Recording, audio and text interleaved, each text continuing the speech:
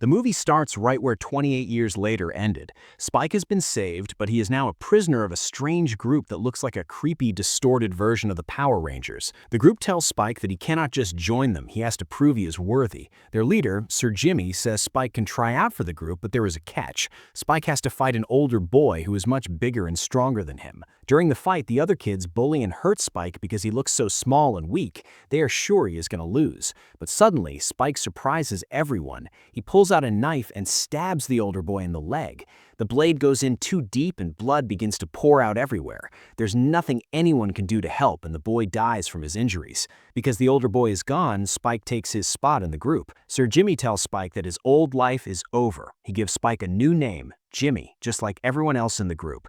They even give him a wig to wear. Now Spike is no longer himself. He is officially a member of their disturbed family. The story moves to a man hunting deer in the jungle. Out of nowhere, zombies begin to chase him. In a unique moment, the movie shows us what the zombies see, giving us a glimpse of how they look at humans as targets. The chase ends when a powerful leader zombie catches the man and kills him. The scene then changes to Dr. Ian Kelson. He is busy studying the body of the female zombie. While he works, the doctor makes some noise. Those sounds catch the attention of the same leader zombie. The creature begins to move toward the doctor, ready to find its next victim. From a distance, the leader zombie watches Dr. Kelson, getting ready to strike, but instead of attacking, the zombie suddenly stops and hesitates. It seems confused and doesn't move. Dr. Kelson takes his chance. While the zombie is frozen, he manages to paralyze it so it can't fight back. Instead of hurting the creature, he starts fixing the wounds on its body. He even gives the zombie a human name, calling him Samson. After dealing with Samson, Dr. Kelson goes back to his daily work. He spends his time taking bones out of the human and zombie bodies he finds. While hiding out, Dr. Kelson uses a special black light machine to play some music. As the music fills the room, the movie shows us old photos from his life. The next day, Samson returns. This time, the zombie doesn't seem angry at all. Dr. Kelson puts down his tranquilizer gun and calmly asks Samson to come closer. Even though Samson seems peaceful, Dr. Kelson still gives him a shot of medicine to make him sleepy and holds him. He notices that the drugs make Samson very calm. We find out that Dr. Kelson is using amphetamines. He's trying to use this medicine to fight the rage virus, which usually makes zombies feel nothing but pure anger. Eventually, Samson falls into a deep sleep right next to the doctor. When Dr. Kelson wakes up later, he is extremely happy. Samson didn't kill him while he was asleep. He is still alive and safe. Feeling a huge sense of relief, Dr. Kelson starts dancing around. He truly believes he has made a real connection with the creature and starts treating Samson like a close friend. The story moves to three people in the forest hunting and looking for mushrooms. One of them sees zombies close by. An older man named Jono makes a big mistake. Instead of staying quiet, he attacks a zombie. This noise brings a whole crowd of zombies to them. In the panic, Kathy and Tom have to leave Jono behind and run for their lives. Jono is caught and eventually becomes a zombie himself. Kathy and Tom make it back home, but they find Sir Jimmy and his strange followers already inside. The group is casually eating all of the family's food. A woman named Jemima is there, putting on a weird show for the leader. It turns out that Sir Jimmy is obsessed with the Teletubbies, a show he loved when he was a kid, and the woman acts it out to please him. Kathy is very angry that these strangers broke in and are stealing their food. She tells them loudly that they are not welcome and need to leave. This makes Sir Jimmy furious. He calls them outsiders and orders his followers to kill everyone in the house. During the fight, Kathy manages to escape, but Sir Jimmy and his group captures the rest of the family members. The group drags the prisoners to a small animal pen. They cruelly claim that what they are about to do was an act of charity. Jimmy Inc. is not allowed to stay with the group. Instead, they kick her out and send her to wander alone in the forest. While walking through the trees, she accidentally finds Dr. Kelson and Samson.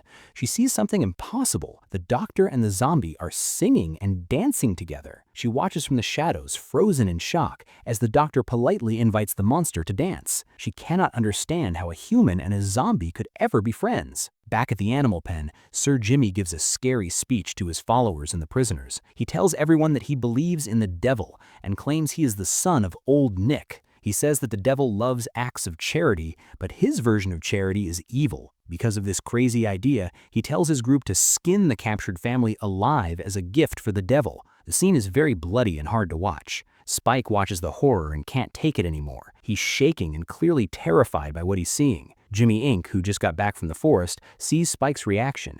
She quickly grabs him and pulls him away to calm him down. That night, Dr. Kelson and Samson sit quietly together, looking up at the moon. The doctor tells the zombie that the medicine he has will only work for 2 more weeks. He makes a grim plan. If Samson doesn't get better by then, Dr. Kelson will give him a final shot to kill him, believing it's better to send him to heaven. But then, a miracle happens. Samson keeps his eyes on the sky. Just as the doctor gets the needle ready to end his life, Samson whispers a single word: moon. He says it again, and slowly but surely, his human mind starts to come back. He is no longer just a monster, he is becoming a person again.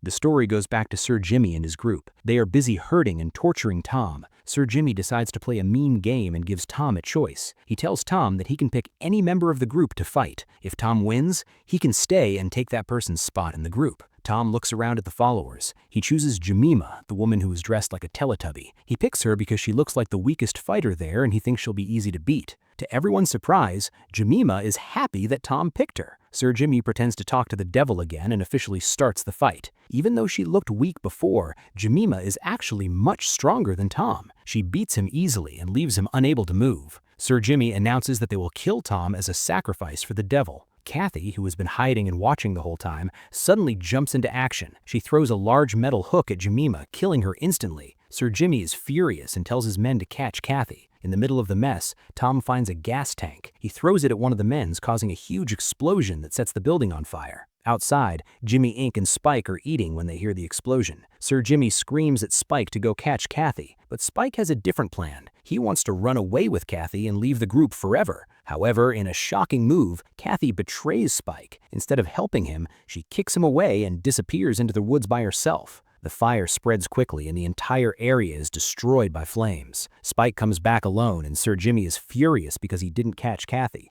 To save his own life, Spike tells a lie. He claims that he caught up to Kathy, but accidentally killed her during the chase. Sir Jimmy isn't satisfied. He says he needs to talk to the old Nick to decide how to punish Spike for failing. Before he can decide, Jimmy Ink speaks up. She shocks everyone by claiming she has seen old Nick with her own eyes. Sir Jimmy thinks she's lying at first, but Jimmy Ink promises she can prove it and take them right to him. The next morning, Samson wakes up and starts wandering through the jungle, trying to pick and eat berries like a normal human would. Back at the camp, Dr. Kelson is rereading his medical books. He is desperately looking for a way to completely cure the zombies by stopping the constant anger and the scary hallucinations they experience. When Dr. Kelson looks for Samson, he realizes that Samson is gone. At the same time, Sir Jimmy and his followers arrive at the spot where the doctor is hiding. Sir Jimmy is still a bit confused. He isn't 100% sure if Dr. Kelson is actually the old Nick, but he admits the man looks important and powerful enough to be him. Sir Jimmy wants to make a grand entrance. He tells his followers to stay back and hide while he goes in alone to introduce himself to the doctor. The story shifts back to Spike, who is starting to remember his old life. He has a clear memory of riding a train a long time ago, proving his human mind is returning. Meanwhile, Sir Jimmy finally walks up to Dr. Kelson. He looks around and sees the neat piles of bones the doctor has collected. Sir Jimmy doesn't waste any time and asks the doctor directly, "Are you old Nick? Are you Satan?" Dr. Kelson stays very calm. He tells Jimmy that he isn't the devil and has no idea who old Nick is. He introduces himself simply as Dr. Kelson. He explains his theory. The world didn't end because of magic or demons, but because of a scientific virus. Sir Jimmy hates this answer. As a dedicated Satanist, he refuses to believe in science. He is convinced that the zombies were created by the devil himself. Despite their very different beliefs, the two men keep talking to one another. The story goes back to Spike and Jimmy Ink. Spike tells her that the man in the forest might not be the devil at all. He might just be a normal human survivor. However, Jimmy Ink refuses to change her mind. She is completely convinced that Dr. Kelson is old Nick, the master they have been looking for all this time. Even so, she notices that their leader is having doubts. She admits that even Sir Jimmy looks confused. Back with Sir Jimmy, the leader begins to open up about his past. He explains that he grew up living near a church because his father was a priest. His father was the one who first believed the zombie outbreak was a holy war started by Satan. Because of how he was raised, Sir Jimmy became convinced that he was actually the devil's child. He believes his father chose him to lead Satan's mission and finish wiping out the human race. After hearing this, Dr. Kelson shares his own story. He reveals that before the world fell apart, he was a military doctor. Now he lives all by himself in the forest trying to find a cure while everyone else is turned to violence. Sir Jimmy warns the doctor that his followers are waiting nearby and are desperate to meet their master, Old Nick. Because Dr. Kelson is just a normal man and not actually the devil, Sir Jimmy gives him a choice: act like Old Nick to fool the group, or they will surely kill him. To save himself and stay safe, Dr. Kelson agrees to the plan. He tells Sir Jimmy that he will welcome the entire group to his camp the following evening for a special meeting. When night falls, Sir Jimmy gathers his group and tells them they will finally meet Old Nick that evening. He gives a strict warning: no one is allowed to speak while he is talking to the master. Meanwhile, back at the camp, Dr. Kelson is staying close to Samson. He admits something he hasn't felt in a long time. He is truly afraid. The idea of being visited by a dangerous man like Sir Jimmy has him on edge. Because of this fear, he decides to try one last thing. He prepares a brand new medicine for Samson. He hopes this specific mix will finally wipe away the zombie's anger and the scary hallucinations for good. This is Dr. Kelson's final attempt to save Samson and turn him back into a human.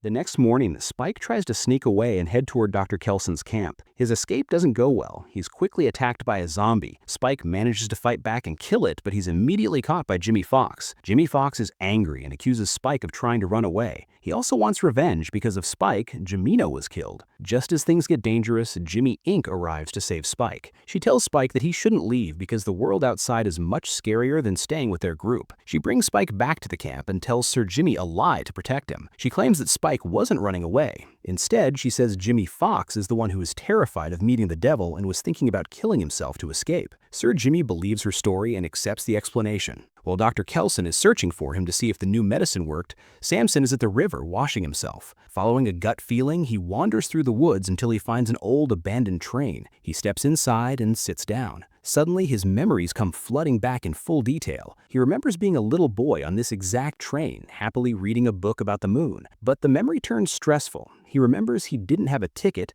and the panic of that moment snaps him back to reality. Just as he realizes who he is, a group of zombies attacks him. Even though he has his human mind back, he is trapped and in terrible danger. While Samson is in danger on the train, Dr. Kelson is busy turning his camp into a stage. He gathers rocks, sets up his equipment, and prepares his drugs and lights. He's getting ready to put on the performance of his life. When night falls, Sir Jimmy and his followers arrive. They are all shaking with excitement and fear, fully believing they are about to meet the devil. Dr. Kelson doesn't disappoint them. He uses loudspeakers and flashing lights to create a terrifying and powerful atmosphere. To make the scene even intense, he blasts rock music through the forest. As the music thunders through the forest, Dr. Kelson begins his show. He sprays gas clouds of drugs into the air. As the followers breathe it in, they start to feel high and dizzy. On the other side of the forest, Samson manages to survive his fight with the zombies. While he recovers, the cult members are having a wild time at the camp. They dance like crazy, completely lost in the music and lights. Dr. Kelson puts on a massive show, even using fire to make the performance look more hellish. When the music finally stops, Dr. Kelson stands tall and commands everyone to bow down. Every single follower hits the ground, except for Sir Jimmy, who remains standing as the son of Old Nick. Dr. Kelson, still playing the role of Satan, tells them to keep doing their work. Sir Jimmy proudly explains that their mission is to torture humans to make the devil happy. Dr. Kelson agrees, but adds a new rule. They must find more followers and spread their dark teachings everywhere. As the group is about to leave, his eyes land on one specific person in the crowd. He is shocked to recognize Spike. After realizing Spike is part of this dangerous group, the doctor decides to test his power one last time. He tells the group that just as Jesus was sacrificed on a cross for God, he wants a sacrifice for himself. He points to Sir Jimmy and declares that Sir Jimmy must be crucified because he is the son of Old Nick. The tension breaks as Sir Jimmy reveals the truth. He shouts to his followers that the man they are worshipping is not the devil, but just a normal human survivor. To prove it, he attacks Dr. Kelson, leaving the drugged-up followers confused and terrified. Total chaos breaks out. Jimmy Inc. turns on her own group, killing two of her friends in the madness. Spike finally finds an opening and stabs Sir Jimmy, knocking him unconscious and stopping his attack. With the show over, Jimmy Inc. looks at Dr. Kelson and asks one final question. Are you sure the devil doesn't exist? Dr. Kelson remains firm and calm, telling her, no, there is no such thing in this world. Jimmy Inc. is disappointed that her god isn't real, but she still tells Dr. Kelson she was impressed by his incredible performance. Spike, however, is heartbroken to see the doctor hurt and exhausted. Before they leave, they carry out the doctor's final wish, crucifying the unconscious Sir Jimmy just as the devil had ordered. As they walk away from the camp, she looks at Spike and reveals her true name, Kelly. Together, the two of them leave the cult behind to find a new life. Meanwhile, Sir Jimmy is left hanging on the cross. The drugs and the pain cause him to lose his grip on reality. He begins to hallucinate, seeing a figure approaching him through the dark. He believes it is his father, the man he thinks is the devil, coming to take him home. In reality, the figure is Samson. He has survived the zombie attack and has completely regained his human mind. Samson returns to the camp with one goal: to thank the man who saved him. But when he arrives, he finds the doctor is already gone. In a final act of loyalty and love, Samson gently picks up the doctor's body and carries him away to give him a proper burial, leaving the hallucinating Sir Jimmy behind to face his fate alone. The story moves forward in time to a beautiful house by a lake where a family is living in peace. We see that the man is Jim, who survived the earlier horrors. He is now a father. Jim has done a great job raising the girl, who is clearly very smart and healthy. Their peaceful life is suddenly interrupted by loud noises coming from outside. When they look out, they see Spike and Kelly running, being chased by zombies. Without a second thought, he and his daughter jump into action to save Spike and Kelly. And the movie ends right here. If you enjoyed this recap, please like, share, and subscribe. And now, Movie Mystery Lab signing out.